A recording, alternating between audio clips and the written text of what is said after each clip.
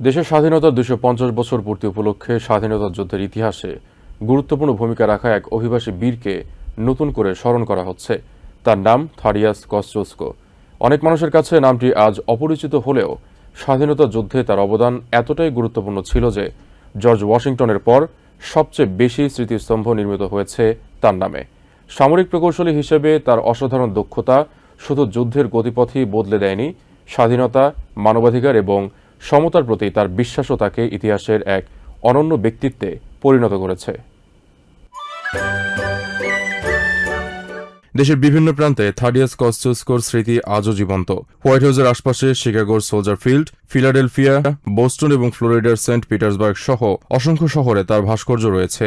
New ইয়র্কের ব্যস্ত কস্চুস্কো ব্রিজও তার নাম বহন করছে, যেখানে পোলিশ আমেরিকানদের বসতি গড়ে উঠেছে। প্রায় প্রতিটি শহরেই তাকে স্মরণ করা হয়েছে। তবে সময়ের সঙ্গে তার নামের পরিচিতি অনেকটাই ম্লান হয়ে গেছে।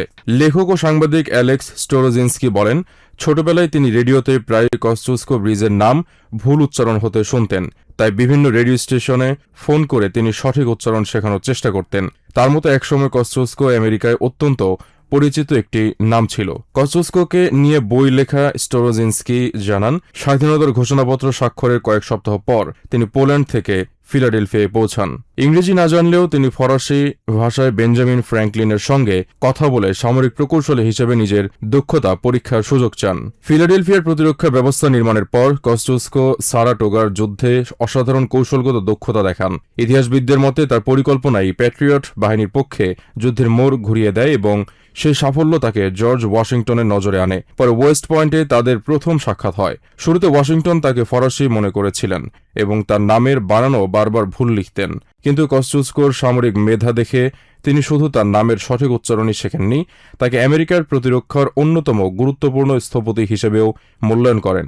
ওয়েস্ট পয়েন্টের আমেরিকান মিলিটারি একাডেমির ইতিহাসের অধ্যাপক কর্নেল শন স্কালি বলেন, হাডসন নদী নিয়ন্ত্রণে রাখা স্বাধীনতা যুদ্ধের সবচেয়ে গুরুত্বপূর্ণ কৌশলগুলোর একটি ছিল। নদীর ওপর বিশাল লোহার শিকল বসানোর পাশাপাশি আশপাশের উঁচু পাহাড়ে দুর্গ নির্মাণের পরিকল্পনা করেন কস্চুস্কো। তার এই প্রতিরক্ষা পরিকল্পনা এতটাই উন্নত ছিল যে বিশ্বাসঘাতক বেনেডিক্ট আর্নল্ড সেটি ব্রিটিশদের কাছে বিক্রি করার চেষ্টা করেছিলেন। তবে সেই ষড়যন্ত্র ব্যর্থ হয় এবং স্বাধীনতা সংগ্রাম সফলতার দিকে এগিয়ে যায়। কর্নেল শন স্কালি বলেন, আমেরিকার স্বাধীনতা সংগ্রাম বিশ্বের নানা দেশের স্বাধীনতাকামী মানুষকে আকৃষ্ট করেছিল। থাডিয়াস কস্চুস্কোর বিশ্বাসও ছিল সেই একই আদর্শে।